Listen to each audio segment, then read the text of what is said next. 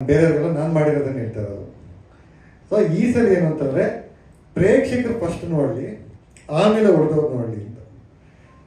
ಅಂದರೆ ಯಾರು hurt ಆಗೋಂಥದ್ದಲ್ಲ.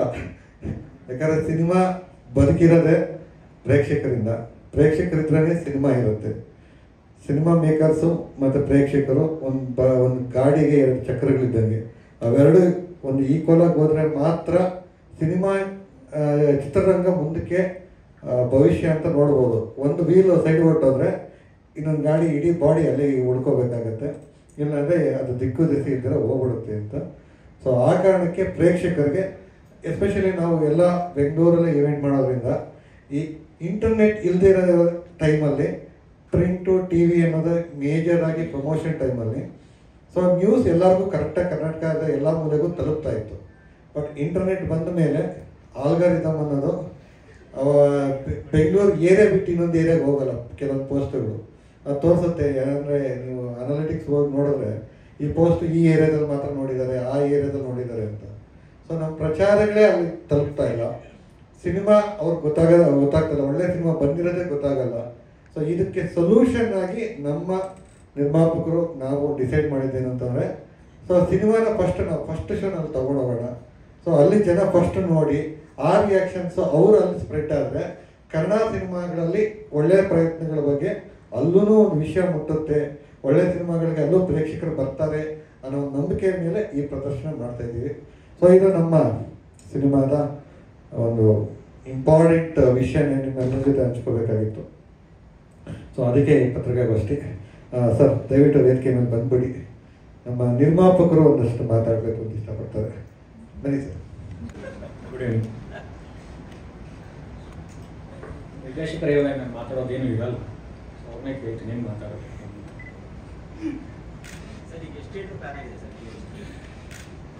Theatre ಜನನಿ distributors ರೆಡಿಯವ್ರು ಮಾಡ್ತಾ ಇದ್ದಾರೆ. ಸೊ ಅವ್ರು ಮೇ ಬಿ ಇವತ್ತು ಸಂಜೆ ಅಥವಾ ನಾಳೆಗೆ ನಮಗೆ ಮ್ಯಾಕ್ಸಿಮಮ್ ಅವಾಗ ಓನ್ಲಿ ಸೊ ಏನಂತಂದರೆ ನಾವು ಜಾಸ್ತಿ ದೊಡ್ಡದಾಗಿ ರಿಲೀಸ್ ಮಾಡ್ತಾ ಇಲ್ಲ ಸರ್.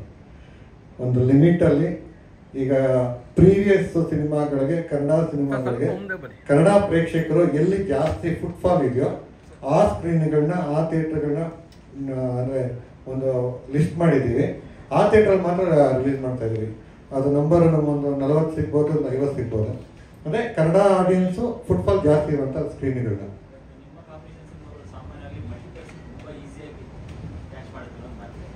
ಅಲ್ಲ ಇಲ್ಲ ಸರ್, ಆ ಥರದ್ದೇನಿಲ್ಲ. ನಮ್ಮ ಮೊದಲನೇ ಸಿನಿಮಾ ಚಿತ್ರದುರ್ಗ, ರಾಯಚೂರಿಂದ ಹಿಡಿದು ಗುಲ್ಬರ್ಗಾದಿಂದ ಹಿಡಿದು ಬೆಳಗಾವಿಯಲ್ಲಿ ನಮ್ಮ ಸಿನಿಮಾ 40 ದಿವಸ ಓಡಿದೆ ಅನ್ನೋದು ನಮ್ಮಿಬ್ಬರು ಕಾಂಬಿನೇಷನ್ ಹೆಮ್ಮೆ. ಆ್ಯಕ್ಟ್ 1978. ಮಂಗಳೂರಲ್ಲಿ 2 ತಿಂಗಳು ಓಡ್ತು ಕೋವಿಡ್ ಟೈಮಲ್ಲಿ ಆ್ಯಕ್ಟ್ 1978. ಕುಂದಾಪುರದಲ್ಲಿ ಸೆಕೆಂಡ್ ವೀಕ್ ರಿಲೀಸ್ ಆಗಿ ಅಲ್ಲಿ 30 ದಿವಸ ಹೋಯ್ತು. ಅಂದರೆ ಸಿನಿಮಾ ಚೆನ್ನಾಗಿರೋದನ್ನ ಅದು ಸ್ಪ್ರೆಡ್ ಆಗಬೇಕು, ವಿಷಯ ಮುಟ್ಟಬೇಕು. ಈ ಸರಿ ಅಂದರೆ ವಿಷಯ ಮುಟ್ಲಿ ಅಂತಲೇ ನಾವು ಧಾರವಾಡಕ್ಕೆ ಹೋಗ್ತಾ ಇದ್ದೀವಿ. ಸೊ ಒಳ್ಳೆ ಸಿನಿಮಾ ಅಂತ ಅನ್ಸ್ಕೊಂಡ್ರೆ ಖಂಡಿತ ಪ್ರೇಕ್ಷಕರ ಸಪೋರ್ಟ್ ಸಿಗುತ್ತೆ ಅನ್ನೋ ಒಂದು ನಂಬಿಕೆ ಮೇಲೆ. ಬಟ್ ನಾವು ಡೇ 1 ಸ್ವಲ್ಪ ಕಡಿಮೆನೇ ಸ್ಕ್ರೀನ್ ಹಾಕ್ತೀವಿ, ಉದ್ದೇಶಪೂರ್ವಕವಾಗಿ ಕಡಿಮೆ ಮಾಡ್ತಾ ಇದ್ದೀವಿ, ಅಲ್ಲಿಂದ ಸ್ಪ್ರೆಡ್ ಆಗಲಿ ಅಂತ. ಯಾಕಂದ್ರೆ ಆ್ಯಕ್ಟ್ 1978 ಫಸ್ಟ್ ಸ್ಕ್ರೀನಿಂಗ್ ಆಗ್ತಾಗ 60-70 ಸ್ಕ್ರೀನ್ ಇದ್ದಿದ್ದು.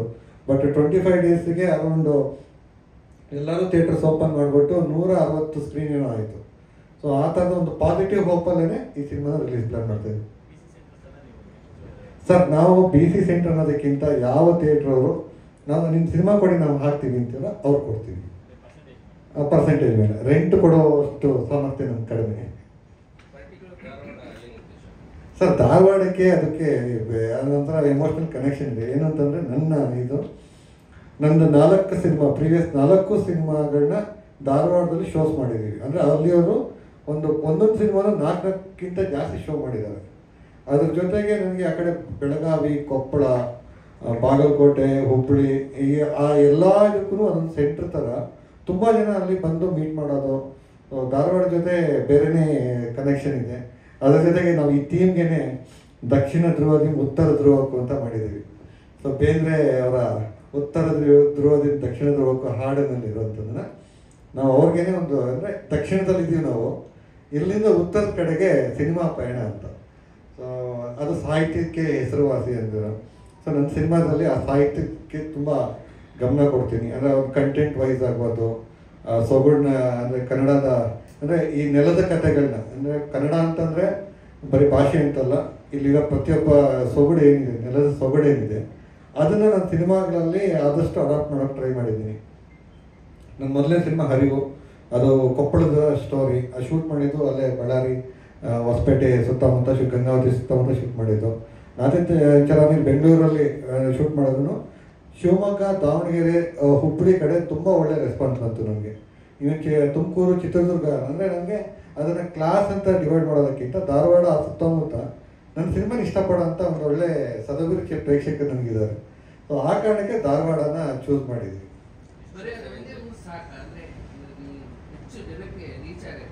ಇಲ್ಲ ಅಂದರೆ ನಾವು ಅದೊಂದು ಸಿಂಬಾಲಿಕ್ ಆಗಿ ಮಾಡ್ತಾ ಇದೀವಿ ಸರ್. ಯಾಕಂತಂದರೆ ನಾವು ಒಟ್ಟಿಗೆನೆ 10 ಶೋ ಮಾಡೋಂಥ ನೇಮ್ ಆ್ಯಂಡ್ ಫೇಮ್ ನಮ್ಮಲ್ಲಿ ಯಾರಿಗೂ ಇಲ್ಲ. ಓಕೆ, ಈಗ ನಾನೇನಾದರೂ ಸೂಪರ್ ಸ್ಟಾರ್ ಆಗಿದ್ದಿದ್ರೆ ಖಂಡಿತ 10 ಪ್ರೀಮಿಯರ್ ಶೋ ಮಾಡ್ತಾ ಇದ್ದೆ, 10 ಸೆಂಟರ್ ಥರ ಮಾಡಿ ಒಟ್ಟಿಗೆನೆ. ಬಟ್ ನನಗೆ ಅಷ್ಟು ಜನ ಫುಲ್ ಮಾಡೋ ಶಕ್ತಿ ಇದೆ ಅಂತ ನನಗಿನ್ನೂ ನಂಬಿಕೆ ಬಂದಿಲ್ಲ. ಬಂದಿದ್ದ ದಿವಸ ಖಂಡಿತ ಆ ಥರದ ಸಾಹಸನೂ ಮಾಡಿಬಿಡ್ತೀವಿ. ದೇವರಾಜ್ ಸರ್ ಅಂತ ಇದ್ರೆ ಏನು ಬೇಕಾದ್ರೂ ಸಾಹಸ ಮಾಡ್ಬೋದು ಸರ್. ನಾಳೆ ಒಂದೇ ಶೋ ಸರ್, ಪದ್ಮ ಟಾಕೀಸ್ ಅಂತ. ಪದ್ಮ ಟಾಕೀಸಲ್ಲಿ ನಾವು 4 ಗಂಟೆಗೆ ಮಾಡ್ತಾಯಿದ್ವಿ. ಅಂದರೆ ಪ್ರೀಮಿಯರ್ ಶೋ 7 ಗಂಟೆಗೆ ಇರುತ್ತಲ್ಲ, ಬಟ್ ನಾನು 4 ಗಂಟೆಗೆ ಏನು ಮಾಡ್ತಾಯಿದ್ದೀನಿ ಅಂದರೆ ಬಾಗಲಕೋಟೆಯಿಂದೆಲ್ಲ ಬರ್ತಾ ಇದ್ದಾರೆ, ಬಿಜಾಪುರದಿಂದ ಬರ್ತಾ ಇದ್ದಾರೆ, ಸಿನಿಮಾ ನೋಡೋಕ್ಕಂತಲೇ ಬರ್ತಾ ಇದ್ದಾರೆ, ಕೊಪ್ಪಳದಿಂದ ಬರ್ತಾ ಇದ್ದಾರೆ, ಹೊಸಪೇಟೆಯಿಂದ ಬರ್ತಾ ಇದ್ದಾರೆ. ನಮಗೇನು ಕನ್ಫರ್ಮೇಷನ್ ಒಂದು QR ಅಂದರೆ ನಾವು ಅದನ್ನು ಏನು ಮಾಡಿದ್ವಿ ಅಂತಂದರೆ QR ಕೋಡ್ ಮಾಡಿ ಅದನ್ನು ಸೋಷಿಯಲ್ ಮೀಡಿಯಾ ಮತ್ತು ಧಾರವಾಡದಲ್ಲೆಲ್ಲ ಹಾಕಿದ್ವಿ. ಅಲ್ಲಿ ಹೋಗ್ಬಿಟ್ಟು ಅಲ್ಲೊಂದು ಸಣ್ಣ ಪ್ರೆಸ್ ಮೀಟ್ ಮಾಡಿ ಆ ಸುತ್ತಮುತ್ತ ವಿಷಯ ಮುಟ್ಟೋ ಥರ ಮಾಡಿದ್ವಿ. ಸೊ ಅದನ್ನು ನೋಡಿ ಇವತ್ತಿಗೆ ನಮಗೆ ಬಿಜಾಪುರ, ಬೆಳಗಾವಿ, ಈ ಕಡೆ ಶಿರಸಿ, ಹುಬ್ಬಳ್ಳಿ, ದಾವಣಗೆರೆ, ಸೊ ಇಷ್ಟು ಊರುಗಳಿಂದ ಸಿನಿಮಾ ನೋಡೋಕ್ಕೆ ಅಂತಲೇ ಬರ್ತಾ ಇದ್ದಾರೆ. ಅವ್ರು ವಾಪಸ್ ಹೋಗೋದಕ್ಕೆ ಅನುಕೂಲ ಆಗಲಿ ಅಂತ 4 ಗಂಟೆಗೆ ಶುರು ಮಾಡ್ತಾ ಇದ್ದೀವಿ ಸರ್. ಅದು 708 ಸೀಟ್ ಕೆಪಾಸಿಟಿ ಇದೆ ಸರ್. ಮಲ್ಟಿಪ್ಲೆಕ್ಸ್ ಅಲ್ಲ, ಸಿಂಗಲ್ ಥಿಯೇಟ್ರು. ಪದ್ಮ ಟಾಕೀಸ್ ಅಂತ 1977ರಲ್ಲಿ ಶುರುವಾಗಿರೋಂಥ ಥಿಯೇಟ್ರ್, ಅದು ಹಳೆ ಥಿಯೇಟ್ರು.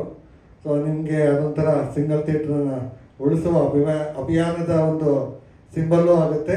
ಅದ್ರ ಜೊತೆಗೆ ಒಟ್ಟಿಗೆ ಒಂದು ಆ ಥಿಯೇಟ್ರ್ ಎಕ್ಸ್ಪೀರಿಯನ್ಸ್ ಅಂತ ಇರುತ್ತಲ್ಲ, ಅದು ಅಲ್ಲಿ ಸಿಗುತ್ತೆ ಅನ್ನೋ ಕಾರಣಕ್ಕೆ ಪದ್ಮ ಟಾಕೀಸ್ ಮಾಡ್ತಾ ಇದ್ದೀವಿ.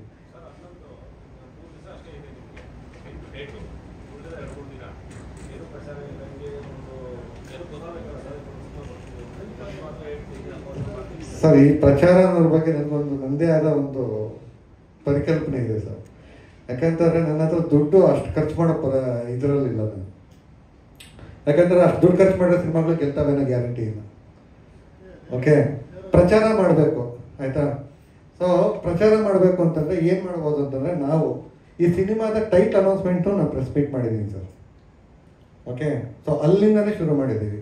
ಸೊ ಅದು ಎಷ್ಟು ಜನಕ್ಕೆ ರೀಚ್ ಆಗಬೇಕು ಅದನ್ನು ನಾವು ತಲುಪಿದ್ದೀವಿ. ಟಿ ವಿಯಲ್ಲೂ ಬಂತು, ಪ್ರಿಂಟು ಬಂತು, ಅದನ್ನು ನಾವು ಸೋಷಿಯಲ್ ಮೀಡಿಯಾದಲ್ಲೂ ಬೂಸ್ಟ್ ಮಾಡಿ ಆ ಪ್ರಚಾರ ಮಾಡಿದ್ವಿ. ಅದಾದಮೇಲೆ ನಾವು ಪ್ರತಿಯೊಂದು ಕಂಟೆಂಟ್ನೂ ಡಿಜಿಟಲ್ಲು, ಸೋಷಿಯಲ್ ಮೀಡಿಯಾ ಮತ್ತು ಸುಧೀಂದ್ರ ಸರ್ ಎಲ್ಲ ಪ್ರೆಸ್ ಅವ್ರಿಗೂ ಕವರ್ ಮಾಡಿ ಈ ಒಂದು ಸಂಪ್ರದಾಯ ಏನಿದೆಯಲ್ಲ ಸಿನಿಮಾದ, ಅದನ್ನು ಯಾವುದನ್ನು ಮಿಸ್ ಮಾಡಿಲ್ಲ. ಇವನ್ ನಮ್ಮದೊಂದು ಟೈಟಲ್ ಸಾಂಗ್ನ ಪ್ರೆಸ್ ಮೀಟ್ ಮಾಡಿದ್ದೀವಿ. ಈ ಪಬ್ಲಿಕ್ ಈವೆಂಟ್ಗಳು ಆ ಥರದ ಕಲ್ಪನೆ ನಾನಿಲ್ಲ. ಯಾಕಂತಂದರೆ ಅದು ಒಬ್ಬ ನಮ್ಮಲ್ಲಿಬ್ಬರು ದೊಡ್ಡ ಸ್ಟಾರ್ ಅಂತ ಇದ್ದಾಗ, ಇಲ್ಲ ನಾನೊಬ್ಬ ದೊಡ್ಡ ಸ್ಟಾರ್ ಆದಾಗ ಅಲ್ಲಿ ಜನ ಸೇರ್ತಾರೆ ಸರ್. ಇಲ್ಲ ಅಂತಂದರೆ ನಮಗೆ ಒಂದು 50-100 ಜನ ಸೇರೋದು ಕಷ್ಟ ಇದೆ. ಸೊ ಅದನ್ನು ಪ್ರಾಕ್ಟಿಕಲ್ ಆಗಿರೋದು ಬೆಟರು ಅಂತ. ಸೊ ನಮ್ಗೆ ಎಲ್ಲಿ ಜನ ಸೇರ್ತಾರೆ ಅವಾಗ ಆ ಥರದ ಈವೆಂಟ್ಗಳು ಮಾಡೋದ್ರಲ್ಲಿ ಅರ್ಥ ಇದೆ. ನಮ್ದಿಲ್ಲ. ಸೊ ನಮಗೇನಂತಂದರೆ ಎಸ್ಪೆಷಲಿ ನಮ್ಮ ಸಿನಿಮಾ ನೋಡೋದ್ರಲ್ಲೂ ಒಂದು ಬೇರೆ ಥರ ಕ್ಲಾಸ್ ಆಡಿಯನ್ಸ್ ಅಂತಲೇ ನಮ್ಮನ್ನು ಡಿವೈಡ್ ಮಾಡಿಬಿಟ್ಟಿದ್ದಾರೆ.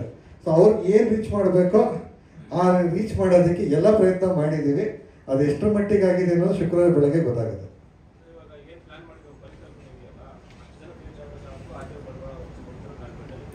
ಇಲ್ಲ, ನನ್ನ ಸಿನಿಮಾದ ಫಸ್ಟ್ ಆಡಿಯನ್ಸ್ನ ನಾನು ಟಾರ್ಗೆಟ್ ಮಾಡಿರೋದು. ನನ್ನ ಸಿನಿಮಾದ ಫಸ್ಟ್ ಆಡಿಯನ್ಸ್ ಏನಿರ್ತಾರಲ್ಲ ಅವ್ರನ್ನ ಟಾರ್ಗೆಟ್ ಮಾಡಿ ಅವ್ರಿಗೆ ನಮ್ಮ ಸಿನಿಮಾದ ನಾವು ಟಾರ್ಗೆಟ್ ಮಾಡೋದೇನೆಂದರೆ ಮೇಜರ್ ಆಗಿ ಟೈಟ್ಲು, ರಿಲೀಸ್ ಡೇಟು, ಇದನ್ನು ಪರ್ಟಿಕ್ಯುಲರ್ ಆಗಿ ನಾನು ರೀಚ್ ಮಾಡಿಸ್ಬೇಕು ಅಂತ. ಯಾಕಂತಂದರೆ ಸಿನಿಮಾಗೆ ಬರಬೇಕು ಬರಬಾರ್ದು ಅನ್ನೋದು ಅವ್ರ ಇಚ್ಛೆ.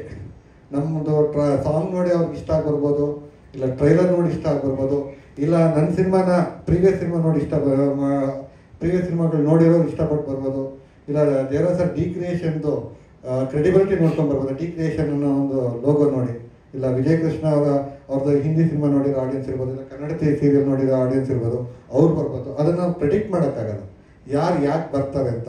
ಬಟ್ ಅವ್ರಿಗೊಂದು ಸಿನಿಮಾ ಇದೆ ಅನ್ನೋದು ಗೊತ್ತಾಗಬೇಕು ಅನ್ನೋದು ನಮ್ಮ ಟಾರ್ಗೆಟ್. ಒಂದು ಸಿನಿಮಾ ಇದೆ, ಆ ಸಿನಿಮಾದಲ್ಲಿ ಈ ಥರ ಹಾಡುಗಳಿದೆ, ಆ ಹಾಡಲ್ಲಿ ಟ್ರೈಲರ್ ಈ ಥರ ಇದೆ, ಅದು ಕತೆ ಈ ಥರದ ಒಂದು ಫಾರ್ಮೆಟಲ್ಲಿದೆ ಅನ್ನೋ ವಿಷಯ ಬೇಸಿಕ್ನ ತಲುಪಿಸೋದು. ಯಾಕಂತಂದರೆ ನಾವು ಏನೇ ಪ್ರಚಾರ ಮಾಡಿ ನಾನು ಹೋಗಿ ಕೂತ್ಕೊಂಡು ಕೂಗಾಡಿ ಏನೇ ಮಾಡಿದ್ರು ಫಸ್ಟ್ ಆಡಿಯನ್ಸ್ ಇರ್ತಾರಲ್ಲ ಅವರು ಆಚೆ ಹೋಗಿ ಏನು ಹೇಳ್ತಾರೋ ಅದ್ರ ಮೇಲೇ ಸೆಕೆಂಡ್ ಶೋ ಇನ್ನೊಂದು ನೆಕ್ಸ್ಟ್ ಶೋಗಳಿಗೆ ಜನ ಬರೋದು. ಇದು ನಾನು ಕಂಡುಕೊಂಡಿರೋಂಥ ಸತ್ಯ. ಯಾಕಂದರೆ ನಾವು ಏನೇ ಹೇಳಿ ನಾವು ರಿಲೀಸ್ ಫಸ್ಟ್ ಟೈಮ್ ಮಾಡಿಬಿಟ್ಟು ಆಚೆ ಬಂದುಬಿಟ್ಟು ನಮ್ಮ ಸಿನಿಮಾ ಸೂಪರ್ ಹಿಟ್ ಅಂತ ಏನೇ ಹೇಳ್ಕೊಂಡ್ರು ಶೋ ಲೆಕ್ಕ ಡಿಸ್ಟ್ರಿಬ್ಯೂಟರ್ ಗೊತ್ತಿರುತ್ತೆ, ಪ್ರೊಡ್ಯೂಸರ್ ಗೊತ್ತಿರುತ್ತೆ ಸರ್. ಸೊ ಅದನ್ನ ಹೇಳಿ ಪ್ರಯೋಜನ ಇರೋಲ್ಲ. ಅಂದರೆ ಅಲ್ಲಿ ಥಿಯೇಟರ್ ಖಾಲಿ ಹೊಡಿದ್ದು ನನ್ನ ಸಿನಿಮಾನ ಹಂಗಿದೆ ಹಿಂಗಿದೆ ಅಂತ ಹೇಳೋದು. ಜನ ಹೋದರೆ ನಮ್ಗೆ ಅದು ಖುಷಿ, ಜನ ಬರಬೇಕು ಅನ್ನೋದೇ ನಮ್ಮ ಉದ್ದೇಶ. ಮನ್ಸೂರೇ ಇಲ್ದಾಗೆ ಈಗ ನಮ್ಮ ಸಿನಿಮಾಗೆ ಎಷ್ಟು ನಾವು ರೀಚ್ ಮಾಡಬೇಕು, ನಮ್ಮ ಅಭಿಮಾನಕ್ಕೆ ಬರೋ ಜನ ಎಷ್ಟು ಜನ ಇದ್ದಾರೆ ಅವ್ರಿಗಂತೂ ಡೆಫಿನೆಟ್ಲಿ ರೀಚ್ ಆಗಿದೆ. ಶುಕ್ರವಾರ, ಶನಿವಾರ, ಭಾನುವಾರ ಬಂದು ನೋಡೋ ಪ್ರೇಕ್ಷಕರು ಡೆಫಿನೆಟ್ಲಿ ಮಂಡೇ ನಮ್ಮ ಸಿನಿಮಾ ನಾವು ಶುರು ಮಾಡ್ತಾರೆ. ಆ ಕಾನ್ಫಿಡೆನ್ಸ್ ಅಂತೂ ನಾನು ನಿಮ್ಗೆ ಹೇಳ್ತೀನಿ 200%.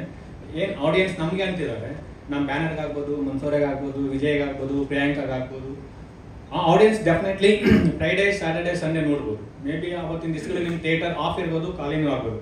ಮಂಡೇ ಡೆಫಿನೆಟ್ಲಿ ಎಲ್ಲ ಥಿಯೇಟರ್ಸು 100% ಫುಲ್ ಆಗ್ತಾ ಹೋಗುತ್ತೆ. ಏನು ನಾವು ಪ್ಲ್ಯಾನ್ ಮಾಡ್ದಂಗೆ ವೆರಿ ಲೆಸ್ ಥಿಯೇಟರ್ಸ್ ಪ್ಲ್ಯಾನ್ ಮಾಡಿದ್ದೀವಿ. ಲೆಸ್ ಥಿಯೇಟರಲ್ಲಿ ಕ್ರೌಡ್ ಜನ ನೋಡ್ತಾರೆ. ಆಮೇಲೆ ನಂಬರ್ ಆಫ್ ಥಿಯೇಟರ್ಸ್ ಇನ್ಕ್ರೀಸ್ ಆದಂಗೆ ಆಡಿಯನ್ಸ್ ಇನ್ಕ್ರೀಸ್ ಆಗ್ತಾರೆ, ಥಿಯೇಟರ್ಸು ಫುಲ್ ಆಗುತ್ತೆ.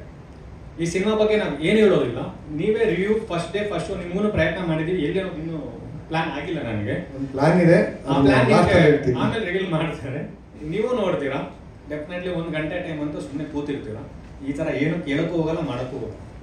ಡೆಫಿನೆಟ್ ಪ್ರಚಾರ ಏನು ಅಂದರೆ ಸರ್, ಈಗ ನಾವು ಎಲ್ಲರೂ ರೀಚ್ ಮಾಡ್ತೀವಿ ಅಂದರೆ ಕಷ್ಟ ಇದೆ ಸರ್.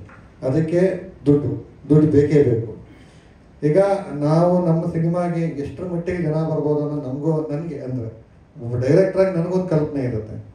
ಸೊ 4 ಸಿನಿಮಾಗಳ ಏನು ಫಸ್ಟ್ ಶೋಗೆ ಏನು ಜನ ಬಂದಿದ್ದಾರಲ್ಲ, ಆ ಅನಾಲಿಸಿಸ್ ಮೇಲೆ ನನ್ನ ಈ ಸಿನಿಮಾಗೆ ಫಸ್ಟ್ ಶೋಗೆ ಇಷ್ಟು ಜನ ಬರ್ಬೋದು ಅಂತ.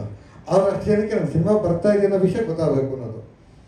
ಅವ್ರು ನೋಡ್ಕೊಂಡೋಗಿ ಅವ್ರ ಸರ್ಕಲ್ಗಳಲ್ಲಿ ಅವ್ರ ಜನ ಮಾತಾಡಿದ್ರೆ, ಅಂದರೆ ಅದು ಆನೆಸ್ಟ್ ಒಪಿನಿಯನ್ನ ಸ್ಪ್ರೆಡ್ ಆದರೆ ಮಾತ್ರ ಸಿನಿಮಾ ಗೆಲ್ಲಬೇಕು ಅನ್ನೋದು ನಮ್ದು ಅದೇ. ಅಂದರೆ ನಾವು ಡಿಕ್ರಿಯೇಷನಿಂದ ಇಲ್ಲಿವರೆಗೂ ಸರ್ ಜೊತೆ ನನ್ನ 3ನೇ ಸಿನಿಮಾ, ಡಿಕ್ರಿಯೇಷನ್ನಲ್ಲಿ 5 ಸಿನಿಮಾ ಮಾಡಿದ್ದಾರೆ. ಅವ್ರು ಮೊದಲನೇ ಸಿನಿಮಾಕ್ಕೆ ಜಾಸ್ತಿನೇ ಪ್ರಚಾರ ಖರ್ಚು ಮಾಡಿದ್ದಾರೆ, ನಿಯರ್ಲಿ 5 ಕೋಟಿ ಸರ್, 5 ಕೋಟಿ ಅವ್ರು ಪ್ರಚಾರ ಮಾಡಿದ್ದಾರೆ.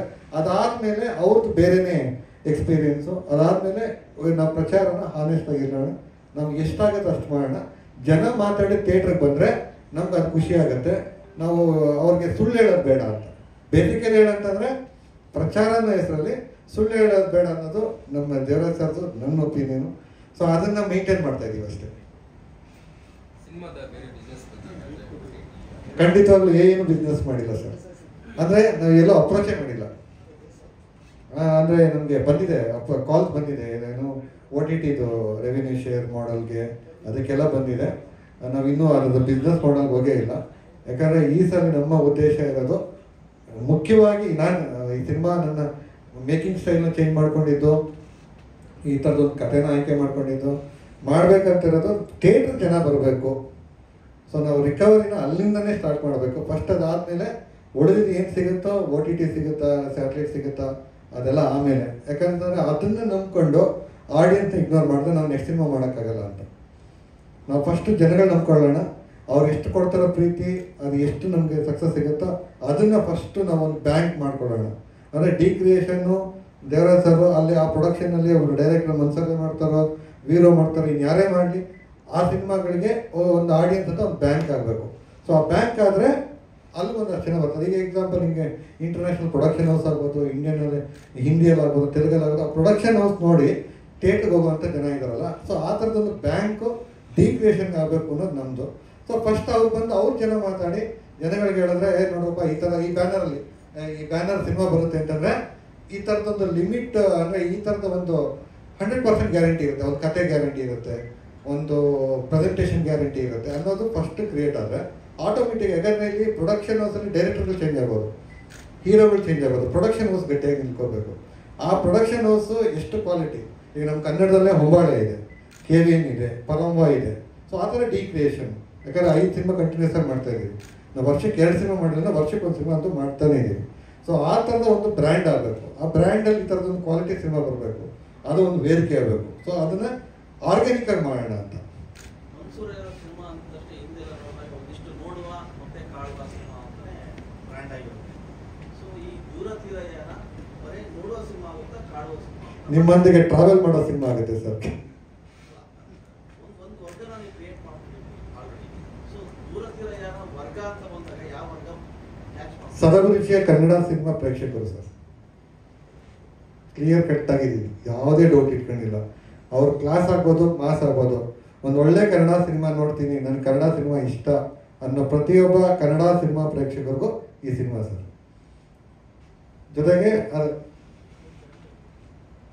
ಸಾರಿ ಅವರಿಬ್ರು ಬಂದ್ಬಿಡಿ, ನಾನು ಮಾತಾಡ್ಕೊಂಡು ಅವರಿಬ್ರು ಮರ್ತೇ ಬಿಟ್ಟೆ.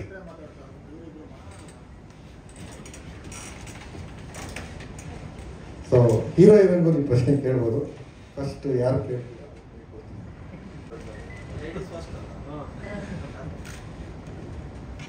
ಸ್ವಲ್ಪ ಮುಂದೆ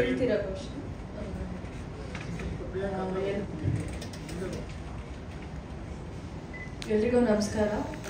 ತುಂಬ ಖುಷಿ ಆಗ್ತದೆ. ಎಕ್ಸಾಕ್ಟ್ಲಿ ಲಾಸ್ಟ್ ಇಯರ್ ಈ ಪ್ರಾಜೆಕ್ಟ್ ಶುರು ಆಗಿತ್ತು. ಈ ವರ್ಷ ಇದೇ ತಿಂಗಳು ನಮ್ಮ ಸಿನಿಮಾ ರಿಲೀಸ್ ಆಗ್ತದೆ. ನಾಳೆ ಧಾರವಾಡದಲ್ಲಿ ನಮ್ಮದು ಫಸ್ಟ್ ಶೋ. ನಾನು ಕೂಡ ಇನ್ನೂ ಸಿನಿಮಾ ನೋಡಿಲ್ಲ, ಅಷ್ಟೇ ಕಾತರದಿಂದ ಕಾಯ್ತಾ ಇದ್ದೀನಿ ಸಿನಿಮಾ ನೋಡೋದಕ್ಕೆ. ಡಬ್ಬಿಂಗಲ್ಲಿ ಅಫ್ಕೋರ್ಸ್ ನಾವು ನೋಡಿದ್ವಿ, ಬಟ್ ಫುಲ್ ಫ್ಲೆಡ್ಜಾಗಿ ನೋಡೋಕ್ಕಾಗಿರಲಿಲ್ಲ ವಿತ್ ದ ಮ್ಯೂಸಿಕ್. ತುಂಬ ನರ್ವಸ್ನೆಸ್ ಹಾಗೆ ಎಕ್ಸೈಟ್ಮೆಂಟ್ ಎರಡೂ ಕೂಡ ಇದೆ. ಜನರು ತುಂಬ ಚೆನ್ನಾಗಿ ಇದನ್ನು ರಿಸೀವ್ ಮಾಡ್ತಾರೆ, ಅಷ್ಟೇ ಪ್ರೀತಿ ಕೊಡ್ತಾರೆ ನಮ್ಮ ಕನ್ನಡ ಸಿನಿಮಾಕ್ಕೆ ಅಂತ ಅಂದ್ಕೊಂಡಿದ್ದೀನಿ. ಯಾಕೆಂದರೆ ಇಂಥ ಒಂದು ಅದ್ಭುತವಾದ ಸಿನಿಮಾ ನಮ್ಮ ಕನ್ನಡದಲ್ಲೂ ಕೂಡ ಬರ್ತಾ ಇದೆ. ಈ ಸಿನಿಮಾದಲ್ಲಿ ನಾವೇನು ತುಂಬ ಕಮರ್ಷಿಯಲ್ ಮೂವೀಸಲ್ಲಿ ನೋಡೋ ಥರ ಏನು ಸಿನಿಮಾ ಲವ್ ಸ್ಟೋರಿ ನೋಡ್ತೀವೋ ಅದಕ್ಕೆ ಕಂಪ್ಲೀಟ್ಲಿ ಆಪೋಸಿಟ್ ಆಗಿ ಒಂದು ಪ್ರತಿಯೊಬ್ಬರು ರಿಯಲ್ ಲೈಫಲ್ಲಿ ನಡೆಯೋವಂಥ ಒಂದು ಸ್ಟೋರಿ ಇಟ್ಕೊಂಡು ಒಬ್ಬೊಬ್ಬರಿಗೂ ಅದು ಈಸಿಯಾಗಿ ಕನೆಕ್ಟ್ ಆಗೋ ಥರ ಒಂದು ಸಿನಿಮಾ ಮಾಡಿದ್ದಾರೆ ನಮ್ಮ ಡೈರೆಕ್ಟರು.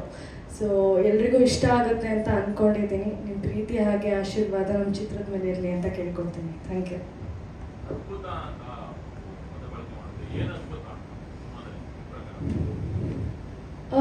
ಅದ್ಭುತ ಅಂತ ಹೇಳಿದ್ರೆ ಈಗಾಗಲೇ ನಾವು ಬೇರೆ ಬೇರೆ ಲ್ಯಾಂಗ್ವೇಜಸ್ಸಿಗೆ ಹೋಗ್ಬಿಟ್ಟು ಜಾಸ್ತಿ ಸಿನಿಮಾ ನೋಡೋವಂಥದ್ದಾಗಿರೋದ್ರಿಂದ ನಮ್ಮ ಕನ್ನಡ ಚಿತ್ರದಲ್ಲೂ ಕೂಡ ಒಂದು ಒಳ್ಳೆಯ ಸಿನಿಮಾ ಮಾಡಿದ್ದೀವಿ.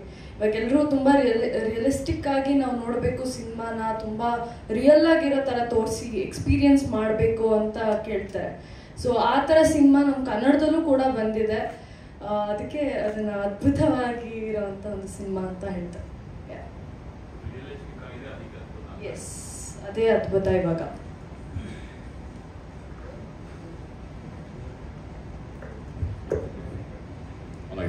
ಎಲ್ರಿಗೂ ನಮಸ್ಕಾರ. ನಾನು ನಿಮ್ಮ ವಿಜಯ್ ಕೃಷ್ಣ. ಮೊದಲನೇದಾಗಿ ಥ್ಯಾಂಕ್ ಯು ಎಲ್ರಿಗೂ ಬಂದಿರೋದಕ್ಕೆ, ಟೈಮ್ ತೊಗೊಂಡಿರೋದಕ್ಕೆ. ತುಂಬ ಒಂದು ಸಿನ್ಸಿಯರ್ ಮತ್ತು ಆನೆಸ್ಟ್ ಪ್ರಯತ್ನ ಮಾಡಿದ್ದೀವಿ ಈ ಸಿನಿಮಾದಲ್ಲಿ. ಎಲ್ರಿಗೂ ಇಷ್ಟ ಆಗೋ ಹಾಗೆ ಸುಮಾರು ಹಾಡುಗಳಿವೆ. ಈಗಾಗಲೇ ದೂರದಿರಯಾನ ಟೈಟಲ್ ಟ್ರ್ಯಾಕ್ ಕೇಳಿರ್ತೀರ, ಎಲ್ರಿಗೂ ಇಷ್ಟ ಆಗಿದೆ ಅಂತ ಅಂದ್ಕೊಂಡಿದ್ದೀನಿ. ಅದರಲ್ಲಿ ಇದ್ದಿದ್ದು ಒಂದು ಪ್ರೀತಿ, ಒಂದು ಆನೆಸ್ಟಿ, ಒಂದು ಸಿನ್ಸಿಯರಿಟಿ ಇಡೀ ಸಿನಿಮಾನಲ್ಲಿದೆ. ಐ ಥಿಂಕ್ ಎಲ್ರಿಗೂ ತುಂಬ ಇಷ್ಟ ಆಗುತ್ತೆ. ನಿಮ್ಮ ಪ್ರೋತ್ಸಾಹ ಇರಲಿ. Thank you.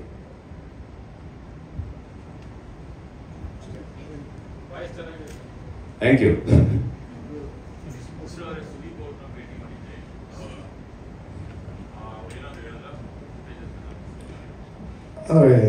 ಟ್ರೈಲರ್ ಇಷ್ಟಪಟ್ಟರು. ಅಂದರೆ ನಮಗೆ ಅವ್ರು ಈವೆಂಟಿಗೆ ಕಳಿಸ್ಬೇಕು ಅಂತಲೇ ಪ್ಲ್ಯಾನ್ ಇತ್ತು, ಬಟ್ ಆಗಲಿಲ್ಲ. ಅವ್ರದ್ದು ಡೇಟ್ಸ್, ಅವ್ರ ಸಿನಿಮಾ, ಹೊಸ ಸಿನಿಮಾ ತಯಾರಿ, ಹಾಗಾಗಿ ನಾವು ಅಲ್ಲೇ ಅವ್ರ ಹತ್ರ ಹೋಗಿ ಅವರೇ ಕರೆದ್ರು, ಬನ್ನಿ ನಾನು ನಿಮಗೆ ಡಿಜಿಟಲ್ ರಿಲೀಸ್ ಮಾಡಿಕೊಡ್ತೀನಿ ಅಂತ ಹೇಳಿದ್ರು. ಸೊ ಹಾಗಾಗಿ ಅಲ್ಲಿ ಹೋದ್ವಿ. ಸೊ ಆಬ್ವಿಯಸ್ಲಿ ನಮ್ಮ ಸಿನಿಮಾ ನೋಡಿದ ತಕ್ಷಣ ಫಸ್ಟ್ ಹೇಳಿದೆ ವಾವ್ ಅಷ್ಟು ಹೇಳಿದ್ರು. ಎಸ್ಪೆಷಲಿ ಮ್ಯೂಸಿಕ್ಕು ಮತ್ತು ಸಿನಿಮಾಟೋಗ್ರಫಿ ವರ್ಕು, ಆಮೇಲೆ ವಿಜಯ್ ಮತ್ತು ಪ್ರಿಯಾಂಕಾ ಅವರ ಆನ್ ಸ್ಕ್ರೀನ್ ಕೆಮಿಸ್ಟ್ರಿ. ಅಂದರೆ ನಿಮಗೆ ಆ್ಯಕ್ಟರ್ಗಳಿಗೆ ಬೇಗ ಗೊತ್ತಾಗುತ್ತೆ. ಅಂದರೆ ಒಂದು ಇಂಟಿಮೇಟ್ ಆಗಿರೋಂಥ ಒಂದು ಹತ್ತಿರ ನೀವು ಕುತ್ಕೊಂಡು ಮಾತಾಡೋಂಥ ಕಾನ್ವರ್ಸೇಷನ್ನು, ಅದು ಕೆಮಿಸ್ಟ್ರಿ ವರ್ಕ್ ಆದರೆ ಮಾತ್ರ ನಿಮ್ಗೆ ಅಲ್ಲಿ ರಿಯಲ್ ಅಂತ ಫೀಲ್ ಆಗುತ್ತೆ. ಇಲ್ಲ ಅಂತಂದರೆ ಎರಡು ದೇಹ ಈಗ ಮಾತಾಡ್ತಾ ಇದೆ ಅನ್ನೋ ಥರ ಗ್ಯಾಪ್ ಬರುತ್ತಲ್ಲ. ಬಟ್ ಇವ್ರದ್ದು ಆ ಒಂದು 2-3 ಸೀನ್ಗಳದ್ದು ಡೈಲಾಗ್ಸ್ ಕೇಳಿ ನೀವಿಬ್ರದ್ದು ಆನ್ ಸ್ಕ್ರೀನ್ ಕೆಮಿಸ್ಟ್ರಿ ತುಂಬ ಚೆನ್ನಾಗಿದೆ. ಸೊ ಸಿನಿಮಾ ವಿಜುವಲಿ ರಿಚ್ನೆಸ್ ಕಾಣಿಸ್ತಾ ಇದೆ. 100% ಸಿನಿಮಾ ಟೈಮ್ ನೋಡ್ಕೊಂಡು ನೋಡ್ತೀನಿ ಅಂತ ಹೇಳಿದ್ದಾರೆ. ಸೊ ಸಪೋರ್ಟಾಗಿ ನಿಂತಿದ್ದಾರೆ, ಅದಕ್ಕಿಂತ ಖುಷಿ ಏನಿದೆ.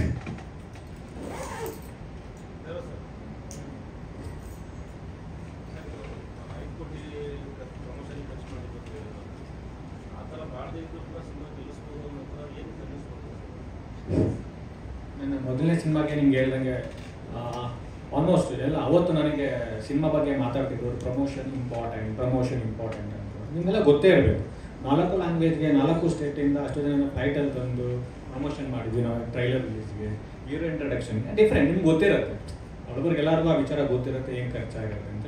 ಅವತ್ತು ನಾವು ನೋಡಿದ್ವಿ. ಯಾವುದೇ ಸಿನಿಮಾ ಗೆಲ್ಬೇಕಂದ್ರೆ ಈಗ ನನಗೆ ಅರ್ಥ ಆಗಿರೋದು ಈ 5 ಸಿನಿಮಾದಲ್ಲಿ ಬಂಡವಾಳ ಆಗಿರುತ್ತೆ. ಪ್ರಮೋಷನಲ್ ಬಂಡವಾಳ ಮಾಡೋದಕ್ಕಿಂತ ಸಿನಿಮಾದಲ್ಲಿ ಕಂಟೆಂಟು, ಆ್ಯಕ್ಟರ್ಸು ಬಂಡವಾಳ ಮಾಡಿದ್ರೆ ಡೆಫಿನೆಟ್ ಆಗಿ ಆಡಿಯನ್ಸ್ ತಗೊಂತಾರೆ. ಅದಕ್ಕೆ ಎಕ್ಸಾಂಪಲ್ ಆ್ಯಕ್ಟ್ 1978. ಆ್ಯಕ್ಟ್ 1978ಗೆ ಅಪ್ಪು ಸರ್ ಟ್ರೈಲರ್ ರಿಲೀಸ್ ಮಾಡಿದ್ರು. ಶಿವಣ್ಣ ಅವರು ಒಂದು ಸಾಂಗ್ ರಿಲೀಸ್ ಮಾಡಿದ್ರು, ಟೈಟಲ್ ಸಾಂಗು.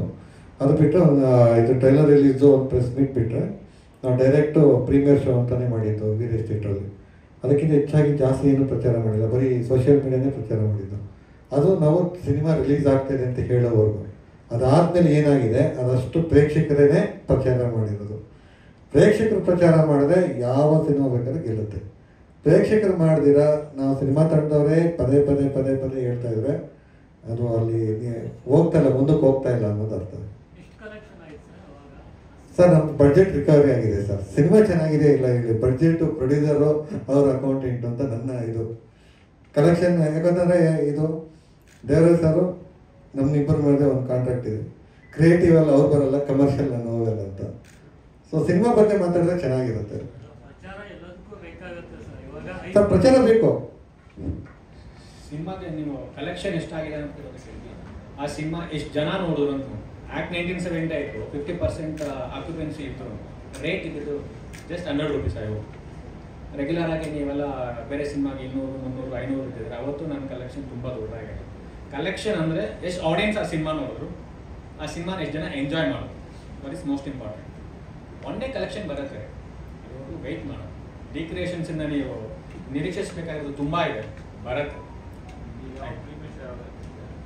ಪ್ರೀಮಿಯರ್ ಶೋ ನಾವು ನಾಳೆ ಮಾಡ್ತಾ ಇದ್ದೀವಿ ಸರ್. ಧಾರವಾಡ ಪ್ರೀಮಿಯರ್ ಶೋ ಇದೆ. ಇಲ್ಲಿ ಬೆಂಗಳೂರಲ್ಲಿ ಶುಕ್ರವಾರ ಬೆಳಗ್ಗೆ ಫಸ್ಟ್ ಶೋ ನೋಡೋಣ ಅಂತ PVR ಕೋಣಂಕುಂಟೆ ಕ್ರಾಸಲ್ಲಿ ಶೋ ಪ್ಲ್ಯಾನ್ ಮಾಡ್ತಾ ಇದ್ದೀನಿ. ಅದು ನನ್ನ ಆಯ್ಕೆ ಅದು. ಅದಕ್ಕೆ ನಿಮ್ಮನ್ನು ಎಲ್ಲರೂ ದಯವಿಟ್ಟು ಬನ್ನಿ ಅಂತ ರಿಕ್ವೆಸ್ಟ್ ಮಾಡ್ಕೊತಾ ಇದ್ದೀನಿ. ಇದು ಡಿಸ್ಟೆನ್ಸ್ ಅಂತ ಅದನ್ನು ಅವಾಯ್ಡ್ ಮಾಡಬೇಡಿ. ಮೆಟ್ರೋ ಇದೆ, ಇಲ್ಲ ಬೇರೆ ಏನಾದ್ರು ವ್ಯವಸ್ಥೆ ಮಾಡಬೇಕು ಅದನ್ನೇನು ಪ್ಲ್ಯಾನ್ ಮಾಡೋಣ. ಅಲ್ಲಿ ನನಗೆ ಈ ಬೆಂಗಳೂರಲ್ಲಿ ಮಲ್ಟಿಪ್ಲೆಕ್ಸಲ್ಲಿ ಐಮ್ಯಾಕ್ಸ್ ಸ್ಕ್ರೀನ್ ಅಂತ ಬಿಟ್ಬಿಟ್ರೆ ನನಗೆ ಊರ್ವಶಿ ತುಂಬ ಇಷ್ಟವಾದ ಥಿಯೇಟ್ರು. ಸೊ ಆ ಸ್ಕ್ರೀನು, ಆ ದೊಡ್ಡ ಹಾಲು, ಆ ಸೌಂಡು, ಇವೆಲ್ಲ ತುಂಬ ಇಷ್ಟ ನನಗೆ. ಸಿನಿಮಾನ ಅಂದರೆ ಸಿಂಗಲ್ ಸ್ಕ್ರೀನಲ್ಲಿ ಎಂಜಾಯ್ ಮಾಡ್ಕೊಂಡು ಬಂದನು. ಆ ಥರದ ಫೀಲ್ ಕೊಟ್ಟಿದ್ದು PVR ಕೋಣಂಕುಂಟೆ ಕ್ರಾಸಲ್ಲಿರೋ ಸ್ಕ್ರೀನ್ 5 ಸರ್. ತುಂಬ ಅದ್ಭುತವಾದ ದೊಡ್ಡ ಸ್ಕ್ರೀನ್ ಇದೆ. PXL ತುಂಬ ಚೆನ್ನಾಗಿದೆ. ಅಂದರೆ ನಿಮಗೆ ಸಿಂಗಲ್ ಥಿಯೇಟ್ರಲ್ಲಿ ಏನು ಮಿಸ್ ಮಾಡ್ಕೊತಾ ಇದ್ದೀವಲ್ಲ ಬೆಂಗಳೂರಲ್ಲಿ, ಅದು ಅಲ್ಲಿ ಸಿಗುತ್ತೆ. ಸೊ ಆ ಕಾರಣಕ್ಕೆ ದಯವಿಟ್ಟು ಅಲ್ಲಿಗೆ ಬನ್ನಿ. ಅಂದರೆ ಈ ಸಿನಿಮಾನ ಶೂಟ್ ಮಾಡೋವಾಗಲೂ ಅಷ್ಟೇ ನಾವು ಪರ್ಟಿಕ್ಯುಲರ್ ಆಗಿ ಅಲೆಕ್ಸಾ LF ಯೂಸ್ ಮಾಡಿದ್ವಿ, ಮಿನಿ LF ಲಾರ್ಜ್ ಫಾರ್ಮೇಟ್ ಅಂತಾನೆ. ಯಾಕೆ ಅಂತಂದರೆ ನನಗೆ ಆ ದೊಡ್ಡ ಸ್ಕ್ರೀನಿಗೆ ವಿಜುವಲ್ಸ್ ಹಾಗೆ ಕೂರಬೇಕು ಅಂತ. ಸೊ ಮ್ಯೂಸಿಕ್ ಮಾಡೋವಾಗಲೂ ಅಷ್ಟೇ ಥಿಯೇಟ್ರ್ ಸೌಂಡ್ ಅಂತಲೇ ಪ್ಲ್ಯಾನ್ ಮಾಡಿ ಥಿಯೇಟ್ರಿಕಲ್ಗೆ ಅಂತಲೇ ಅದನ್ನು ಮಿಕ್ಸಿಂಗ್ ಮಾಡಿದ್ದೀವಿ. ಅಂದರೆ ನನಗೇನಂದರೆ ನಾನು ಒಬ್ಬ ಸಿನಿಮಾ ಪ್ರೇಕ್ಷಕನಾಗಿ ಸಿಂಗಲ್ ಥಿಯೇಟ್ರಲ್ಲಿ ಹೊಡೆದಾಡಿ ಟಿಕೆಟ್ ತಗೊಂಡು ಸಿನಿಮಾನ ವಿಸಿಲ್ ಹೊಡೆದು ಗಾಂಧಿ ಕ್ಲಾಸಲ್ಲಿ ಎಂಜಾಯ್ ಮಾಡಿ ಬಂದವನು. ಬರೀ ಮಲ್ಟಿಪ್ಲೆಕ್ಸ್ ಅಂತ ಕಾನ್ಸಂಟ್ರೇಟ್ ಮಾಡೋದ್ರಿಂದ ಪ್ರೇಕ್ಷಕರನ್ನ ಕಳ್ಕೊತಾ ಇದ್ದೀವಲ್ಲ, ಅದನ್ನು ವಾಪಸ್ ಪಡೆಯೋದಕ್ಕೆ ಈ ಸಿನಿಮಾ ಪ್ರಯತ್ನ ಮಾಡ್ತಾ ಇದ್ದೀವಿ. ನೋಡೋಣ, ದಯವಿಟ್ಟು ಅಲ್ಲಿಗೆ ಬನ್ನಿ ರಿಕ್ವೆಸ್ಟ್ ಮಾಡ್ಕೊತಾ ಇದ್ದೀನಿ. ಡಿಫ್ರೆಂಟ್ ಆಗಿ ನೀವು ಪ್ರೇಕ್ಷಕರನ್ನ ಕರೀತಾ ಇದ್ದೀರಾ ಸರ್, ಏನಾದರೂ ಸರ್ಚನ್ನು ಮಾಡಿದ್ರ ನೀವು ಇವತ್ತಿನ ದಿನದಲ್ಲಿ ಎಲ್ಲ ಥಿಯೇಟರ್ಗಳು ಮುಟ್ತಾ ಇರೋದು ಸರಿಯಾಗಿ ನೀವು ಆ ಥರ ಏನೋ ರಿಸರ್ಚ್? ಖಂಡಿತ ಮಾಡಿದ್ದೀನಿ ಸರ್, ಅದು ನನ್ನ ಪರ್ಸನಲ್ ಡಾಟಾದಲ್ಲಿದೆ. ಈಗ ನಾವು ಏನು ಮಾಡ್ತಾ ಇದ್ದೀವಿ, ನಾನಂದರೆ ಸಿನಿಮಾನ ಬರೀ ಸಿನಿಮಾ ನೋಡೋದು ಸಿನಿಮಾ ಇದಲ್ಲ, ಸಿನಿಮಾದ ಜೊತೆಗೆ ಚಿತ್ರರಂಗದಲ್ಲಿ ಏನಾಗ್ತಾ ಇದೆ ಅದ್ರ ಬಗ್ಗೆ ತುಂಬ ಡೀಟೇಲ್ ಆಗಿ ಎಲ್ಲ ಜೊತೆ ಆಲ್ಮೋಸ್ಟ್ ನಿಮ್ಮಲ್ಲೂ ಸುಮಾರು ಜನ ಜೊತೆ ಪರ್ಸ್ನಲ್ ಆಗು ಮಾತಾಡ್ತೀನಿ. ಸಿನಿಮಾ ಚಿತ್ರರಂಗದ್ದು ನನ್ನ ಸಿನಿಮಾ ಬಗ್ಗೆ ಪ್ರಮೋಟ್ ಮಾಡಿ ಅಂತಲ್ಲ, ಸಿನಿಮಾ ಸಮಸ್ಯೆಗಳ ಬಗ್ಗೆ ಯಾರಂತ ಹೆಸರುಗಳೆಲ್ಲ ಬೇಡ, ಪರ್ಸ್ನಲ್ ಆಗಿ ಎಲ್ಲ ಜೊತೆ ನಾನೊಂಥರ ಆ ಸಿನಿಮಾ ನನಗೆ ಶುಕ್ರವಾರ ರಿಲೀಸ್ ಮಾಡಿ ಭಾನುವಾರಕ್ಕೆ ಅಂದರೆ ನೆಕ್ಸ್ಟ್ ಅಕೌಂಟ್ ಕ್ಲೋಸ್ ಆದಮೇಲೆ ಪ್ರೊಡ್ಯೂಸರ್ ಕಾಸು ಬರ್ತಾ ಅಷ್ಟೇ ಅಲ್ಲದು ಸಿನಿಮಾನೇ ಬದುಕು ಅಂತ ಬದುಕ್ತಾ ಇದ್ದೀವಿ. ಸೊ ಅದ್ರ ಬಗ್ಗೆ ಒಂದು ಕಾಳಜಿ ಇಟ್ಕೊಂಡಿದ್ದೀವಿ, ಅದರ ಡೀಟೇಲು ರಿಸರ್ಚ್ ಎಲ್ಲ ಇಟ್ಕೊಂಡಿದ್ದೀವಿ, ಅದ್ರ ಮೇಲೆ ಕೆಲಸ ಮಾಡ್ತಾ ಇದ್ದೀವಿ. ಬಟ್ ಏನಂದರೆ ಅವೆಲ್ಲ ನಮ್ಮ ಪರ್ಸ್ನಲ್. ಈಗ ನನ್ನ ಹತ್ರ ಇಷ್ಟು ನಂಬರ್ ಇದೆ, ಇಷ್ಟು ರಿಸರ್ಚ್ ಇದೆ ಅನ್ನೋದು ಪ್ರೇಕ್ಷಕರಿಗೆ ಹೇಳೋದಕ್ಕಿಂತ ನಾವು ಈ ಸಿನಿಮಾ ಮಾಡಿದ್ದೀವಿ ನೋಡಿ, ನಿಮ್ಮ ಸಿನಿಮಾ ಇಷ್ಟ ಆಗಿಲ್ವಾ ಅದನ್ನು ಹೇಳಿ, ಆವಾಗ ತಿಳ್ಕೊಳಕ್ಕಾಗತ್ತೆ. ಸಿನಿಮಾ ಇಷ್ಟ ಆಯ್ತಾ ಇನ್ನೊಂದು 4 ಜನ ಕೇಳಿ, ಕನ್ನಡ ಸಿನಿಮಾಗಳು ಮುಂದುವರಿಯುತ್ತೆ. ನನ್ನ ಸಿನಿಮಾ ಗೆಲ್ಲಬೇಕು ಅನ್ನೋದು ನನಗೆ ಇಷ್ಟಪಡೋದು 3 ಕಾರಣಕ್ಕೆ. ಒಂದು, ನನಗೆ ಇನ್ನೊಂದು ಸಿನಿಮಾ ಸಿಗಬೇಕು. 2ನೇದು ಪ್ರೊಡ್ಯೂಸರ್ ಉಳಿಬೇಕು.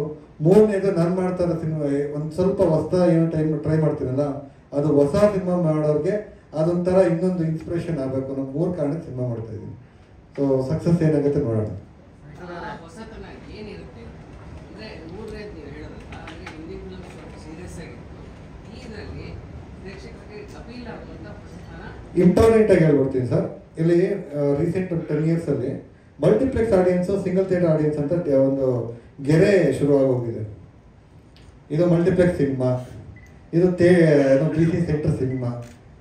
ಈ ಕಾರಣ ಇದೆ ಗೊತ್ತಾ, ಇಲ್ಲೇನಾಗ್ತದೆ, ಮಲ್ಟಿಪ್ಲೆಕ್ಸ್ ಸಿನಿಮಾ ಅಂದ ತಕ್ಷಣ ಒಂದು ಒಳ್ಳೆ ಸಿನಿಮಾ ಯಾರೋ ಒಬ್ಬ ರಾಯಚೂರಲ್ಲಿ ಯಾವುದೋ ಒಂದು ಲಿಂಗಸ್ಪೂರಲ್ಲಿರೋಂಥ ಒಬ್ಬ ವ್ಯಕ್ತಿಗೆ ಇಷ್ಟ ಆಗೋ ಸಿನಿಮಾ ಅವ್ರಿಗೆ ಥಿಯೇಟ್ರಿಗೆ ಹೋಗ್ತಾ ಇಲ್ಲ. ಇದಕ್ಕೆ ಎಕ್ಸಾಂಪಲ್ ಹೇಳ್ಬಿಡ್ತೀನಿ. 1920-21 ನಮ್ಮದೇ ಸಿನಿಮಾ ಥಿಯೇಟ್ರಲ್ಲಿ ರಿಲೀಸ್ ಆದಾಗ ನಮಗೆ ಇದು ಮಲ್ಟಿಪ್ಲೆಕ್ಸ್ ಸಿನಿಮಾ ಅಂತ ಹೇಳ್ಬಿಟ್ಟು ಸಿಂಗಲ್ ಥಿಯೇಟರ್ ಸುಮಾರು ಕಡೆ ತಗೊಳ್ಳಿಲ್ಲ, ಆ ಕಡೆ ರೀಚ್ ಆಗಲಿಲ್ಲ. ಅದೇ ಸಿನಿಮಾನ ನಾವು ಗಣೇಶ್ ವಿಡಿಯೋ ಥ್ರೂ ಯೂಟ್ಯೂಬಲ್ಲಿ ಹಾಕಿದ್ವಿ. ನೀವು ಆ ಕೆಳಗಡೆ ಕಮೆಂಟ್ಗಳು ನೋಡಿ, ಅದ್ರಲ್ಲಿ ನೋಡಿರೋರು ಯಾರು ಬೆಂಗಳೂರಿಗಿಂತ ನಿಮಗೆ ಕರ್ನಾಟಕದ ರಿಮೋಟ್ ಹಳ್ಳಿಗಳು ಊರುಗಳವರು ತುಂಬ ಜನ ಇದ್ದಾರೆ. ಅಂದರೆ ಅಲ್ಲಿ ಆಡಿಯನ್ಸ್ ಇದ್ದಾರೆ, ಒಳ್ಳೆ ಸಿನಿಮಾ ನೋಡೋದಕ್ಕೆ ಅಂತಲೇ ಆಡಿಯನ್ಸ್ ಇದ್ದಾರೆ ಅನ್ನೋದು. ನನ್ನ 2 ಸಿನಿಮಾಗಳು ನಾನು ಅದಕ್ಕೇ ನಾವು ಅದನ್ನು ಯೂಟ್ಯೂಬ್ ಕೊಟ್ಟಾಗ ನಾನು ಅವತ್ತು ರಿಕ್ವೆಸ್ಟ್ ಮಾಡ್ಕೊಂಡು ಆದಷ್ಟು ಬೇಗ ಅದನ್ನು ಯೂಟ್ಯೂಬ್ ಹಾಕಿ ಅಂತ ಆ ಕಮೆಂಟ್ಗಳು ಚೆಕ್ ಮಾಡ್ತಾ ಬರ್ತಾ ಇದ್ದೀನಿ. ಆ್ಯಕ್ಟ್ 1978, ನಾತಿ ಚಲಾಮಿ ಮತ್ತು ಈ ಸಿನಿಮಾ 3 ಸಿನಿಮಾಗಳು ಯೂಟ್ಯೂಬಲ್ಲಿದೆ. ಹರಿವು ಇದೆ. ಹರಿವು 8 ಲಕ್ಷ ಚಿಲ್ಲರೆ ವ್ಯೂಸ್ ಆಗಿದೆ. ಅದು ಫೆಸ್ಟಿವಲ್ ಸಿನಿಮಾ ಅಂತ ಜನ ಹೇಳ್ತಾರಲ್ಲ, ಬಟ್ ಅದನ್ನು ನೋಡಿರೋಂಥ ಎಷ್ಟೋ ಸಾಮಾನ್ಯ ಪ್ರೇಕ್ಷಕರು ಇವತ್ತಿಗೂ ಆ ಸಿನಿಮಾ ಬಗ್ಗೆ ಮಾತಾಡ್ತಾರೆ. ಸೊ ನಾನು ಮಾಡಿರೋದೆಲ್ಲನೂ ಫೆಸ್ಟಿವಲ್ ಅವಾರ್ಡ್ ಅಂತ ಸಿನಿಮಾನ ಒಬ್ಬ ಸಾಮಾನ್ಯ ಮನುಷ್ಯ, ಅಂದರೆ ಯಾವುದೇ ರೀತಿಯ ಸಿನಿಮಾದ ಫೆಸ್ಟಿವಲ್ ಸಿನಿಮಾ, ಜಗತ್ತಿನ ಥಿಯರಿ ಇಸಮ್ಗಳು ಏನೂ ಗೊತ್ತಿಲ್ಲದಂಥ ಒಬ್ಬ ಪ್ರೇಕ್ಷಕ ಇಷ್ಟಪಡ್ತಾ ಇದ್ದಾರೆ ಅಂತಂದರೆ ನಾವು ಅವ್ರಿಗೆ ಥಿಯೇಟ್ರಲ್ಲಿ ಸಿನಿಮಾಗೆ ತೋರಿಸೋ ಪ್ರಯತ್ನ ಇಲ್ಲಿಂದ ಶುರು ಮಾಡ್ತಾ ಇದ್ದೀವಿ. ನಾವು ಒಂದೊಂದು ಸ್ಟೆಪ್ ಮುಂದಕ್ಕೆ ಹೋಗೋಣ ಅಂತ. ಒಂದೇ ಸರ್ತಿ ಕರ್ನಾಟಕದ ಅಷ್ಟು ಥಿಯೇಟ್ರಲ್ಲಿ ಹಾಕೋ ಕೆಪಾಸಿಟಿ ನಮಗಿಲ್ಲ. ಆದರೆ ಒಂದು ದಿವಸ ಬರುತ್ತೆ. ಯಾವಾಗ ಬರುತ್ತೆ ಅಂದರೆ ನಾವು ಫಸ್ಟ್ ನಾವು ಒಂದು ಬ್ರ್ಯಾಂಡ್ ಆಗಬೇಕು, ಅವ್ರು ರೀಚ್ ಮಾಡಬೇಕು, ಅವತ್ತಾಗ್ತೀವಿ. ದೂರ ಹತ್ತಿರ ಯಾನ ಇದೆಯಲ್ಲ, ನಾನೊಬ್ಬ ಪ್ರೇಕ್ಷಕನ ಟಿಕೆಟ್ ತಗೊಂಡು ಒಳಗೆ ಬಂದರೆ ಯಾವ ಸೀನ್ ಇಷ್ಟ ಆಗ್ಬೋದು ಅಥವಾ ಯಾವ ಹಾಡು ಇಷ್ಟ ಆಗ್ಬೋದು. ಯಾಕಂದರೆ ಸಿನಿಮಾಗಳು ಕೆಲವೊಂದು ಸಾಂಗಿಂದ ರೀಚ್ ಆಗ್ತವೆ, ಕೆಲವೊಂದು ಸೀನ್ಗಳಿಂದ ರೀಚ್ ಆಗ್ತವೆ. ಈ ಸಿನಿಮಾದಲ್ಲಿ ಅಂತ ಸ್ಪೆಷಲ್ ಏನಿದೆ, ನಾನು ಕತೆ ರಿವೀಲ್ ಮಾಡಿ ಅಂತ ಹೇಳ್ತಿಲ್ಲ, ಈ ಸೀನ್ ನೀವು ಮಿಸ್ ಮಾಡ್ಕೋಬೇಡಿ ಅನ್ನೋ ಸರ್. ಈಗ ಏನಾಗುತ್ತೆ ಗೊತ್ತಾ, ದೂರತೀರ ಒಂದು ಲೈಫ್ ಅಲ್ಲಿ ನಡೆಯುವಂಥ ಒಂದು ಎಕ್ಸ್ಪೀರಿಯನ್ಸ್ನ ನಿಮಗೆ ಕನೆಕ್ಟ್ ಮಾಡುವಂಥ ಸಿನಿಮಾ. ಇದನ್ನು ನಾನು ನಿಮಗೆ ಈ ಸೀನ್ ಇಷ್ಟ ಆಗುತ್ತೆ ಅಂತ ಹೇಳಕ್ಕೆ ಬರಲ್ಲ. ಯಾಕಂತಾರೆ ನಾನು ನೋಡಿರೋ ಲೈಫ್ ಬೇರೆ, ನೀವು ನೋಡಿರೋ ಲೈಫ್ ಬೇರೆ. ಓಕೆ, ನಿಮ್ಮ ಲೈಫ್ ಎಕ್ಸ್ಪೀರಿಯನ್ಸ್ ಬೇರೆ ಇರುತ್ತೆ, ನನ್ನ ಲೈಫ್ ಎಕ್ಸ್ಪೀರಿಯನ್ಸ್ ಬೇರೆ ಇರುತ್ತೆ, ಪ್ರಿಯಾಂಕಾ ಅವ್ರು ಬೇರೆ ಇರುತ್ತೆ, ದೇವರ ಸರ್ ಬೇರೆ ಇರುತ್ತೆ. ಬಟ್ ಎಲ್ಲರಿಗೂ ಕನೆಕ್ಟ್ ಆಗೋವಂಥ ಕೆಲವೊಂದು ಪಾಯಿಂಟ್ಸ್ ಇರುತ್ತೆ. ನಮ್ಮ ಸಿನಿಮಾದಲ್ಲಿ ಆ ಥರದನ್ನು ಅಲ್ಲಲ್ಲಿ ನಾವು ಕಟ್ಟಿದ್ದೀವಿ. ನನ್ನ ಸಿನಿಮಾ ಪ್ರತಿ ಸಿನಿಮಾದಲ್ಲೂ ಆ ಥರದ್ದು ಏನೋ ಒಂದು ತಲಾಟೆ ಕೆಲಸ ಮಾಡಿರ್ತೀನಿ. ಸೊ ಈ ಸಿನಿಮಾದಲ್ಲೂ ಆ ಥರದ ಲೇಯರ್ಸ್ ಇದ್ದಾವೆ. ಇದು ಲೇಯರ್ಸ್ ನಮ್ಮ ಸಿನಿಮಾದಲ್ಲಿ ಯಾವುದೋ ಒಂದು ಹಾಡು ಚೇತನ್ ಸರ್ಗೆ ಇಷ್ಟ ಆಗ್ಬೋದು, ಇಲ್ಲಾಂದರೆ ನಿಮ್ಗೆ ಯಾವುದೋ ಒಂದು ಸೀನ್ ಇಷ್ಟ ಆಗ್ಬೋದು, ಇಲ್ಲ ನೀವು ಹುಡುಗಿ ಜೊತೆ ಮಾತಾಡಿದ್ರೆ ಇನ್ಯಾವುದೋ ಒಂದು ಸಂಭಾಷಣೆ ಇಷ್ಟ ಆಗ್ಬೋದು. ಸೊ ಪ್ರತಿಯೊಬ್ಬರಿಗೂ ಕನೆಕ್ಟ್ ಆಗುವಂಥ ಒಂದಲ್ಲ ಒಂದು ಪಾಯಿಂಟ್. ಯಾಕಂತಂದರೆ ಈ ಸಿನಿಮಾದಲ್ಲಿರೋ ಸಬ್ಜೆಕ್ಟ್ ಬಂದ್ಬಿಟ್ಟು ಲವ್. ಅದು ಯೂನಿವರ್ಸಲ್ ಸರ್. ಲವ್ ಅನ್ನೋದಕ್ಕೆ ಜಗತ್ತಲ್ಲಿ ಯಾವ ಹಳ್ಳಿಗೆ ಹೋದ್ರೂ ಈ ಲವ್ ಅನ್ನೋದು ಒಂದೇ. ಪ್ರೀತಿ ಅಂದರೆ ಒಂದೇ, ಅದು ಪ್ರೀತಿನೇ. ಆ ಪ್ರೀತಿಗೆ ಬೇರೆ ಬೇರೆ ಇದೆ. ಅದು ತಾಯಿ ಮಗು ಪ್ರೀತಿ ಆಗ್ಬೋದು, ಏನು ಅಣ್ಣ ತಮ್ಮನ ಪ್ರೀತಿ ಆಗ್ಬೋದು, ಅಕ್ಕ ತಂಗಿದಾಗ್ಬೋದು, ಫ್ರೆಂಡ್ಸ್ ಆಗ್ಬೋದು. ಪ್ರೀತಿ ಬೇರೆ, ಪ್ರೀತಿ. ಸೊ ಆ ಯೂನಿವರ್ಸಲ್ ಲ್ಯಾಂಗ್ವೇಜ್ ಈ ಸಿನಿಮಾದಲ್ಲಿದೆ. ಸೊ ಆ ಯೂನಿವರ್ಸಲ್ ಲ್ಯಾಂಗ್ವೇಜಲ್ಲಿರುವಂಥ ಒಂದು ಸಿನಿಮಾದ ಒಂದು ವಿಷಯ ಯಾವುದೇ ಆಗಿರ್ಬೋದು, ಅದು ಎಂಥದೇ ಆಗಿರ್ಬೋದು, ಅದು ನಾನು ಹೇಳೋಕ್ಕೆ ಬರಲ್ಲ. ಒಬ್ಬೊಬ್ಬರ ಎಕ್ಸ್ಪೀರಿಯನ್ಸ್ ಒಂದಿರುತ್ತೆ, ಅದು ಯಾವುದೋ ಒಂದು ಕನೆಕ್ಟ್ ಆಗಿ ಒಟ್ಟು ನೀವು ಬಂದರೆ ಒಂದು ಕನೆಕ್ಟ್ ಆಗಿ ನಿಮಗೆ ಸಿನಿಮಾ ಥಿಯೇಟ್ರಿಂದ ಆಚೆ ಹೋದ್ಮೇಲೆ ಸಿನಿಮಾ ನಿಮ್ಮ ತಲೆಯಲ್ಲಿ ಅಟ್ಲೀಸ್ಟ್ ಒಂದು 3 hours ಆದರೂ ಓಡುತ್ತೆ ಅನ್ನೋ ಒಂದು ಗ್ಯಾರಂಟಿ ನಂದು.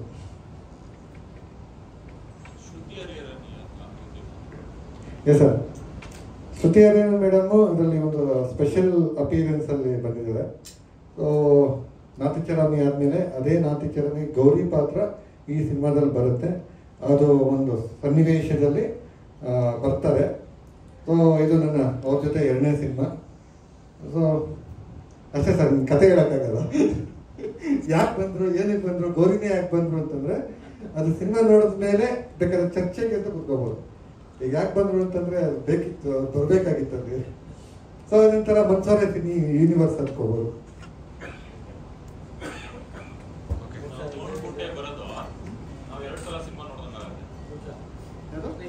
ನೀವು ಕೋಣಕೊಂಡ್ರೆ ಬಂದು ಈ ಒಂದೇ ಸಿನಿಮಾ 4 ಸಿನಿಮಾ ನೋಡಿದಷ್ಟು ಖುಷಿ ಆಗುತ್ತೆ. ಈ ಒಂದೇ ಸಿನಿಮಾದಲ್ಲಿ 4 ಸಿನಿಮಾದ ಖುಷಿ ಸಿಗುತ್ತೆ.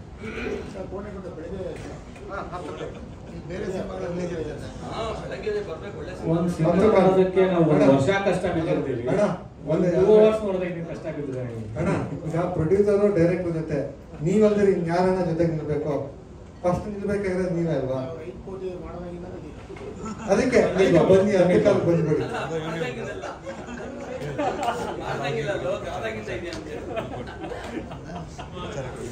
$5 ಕೋಟಿ